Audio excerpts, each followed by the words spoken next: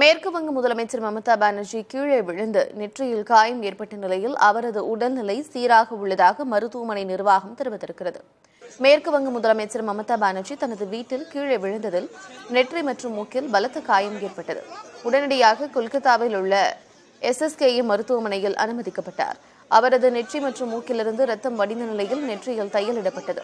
தொடர்ந்து அவருக்கு ஸ்கேன் உள்ளிட்ட ஆய்வுகள் செய்யப்பட்டதில் அவரது நினைவாற்றலுக்கு எந்த பிரச்சனையும் இல்லை என்றும் அவரது உடல்நிலை மற்றும் மனநிலை சீராக உள்ளது என்றும் மருத்துவர்கள் தெரிவித்தனர்.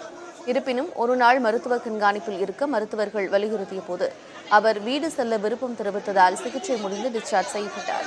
மருத்துவ ஆய்வில் அவரை பின்னால் ஏதோ தள்ளி இருக்கலாம் என்று குறிப்பிடப்பட்டுள்ளது.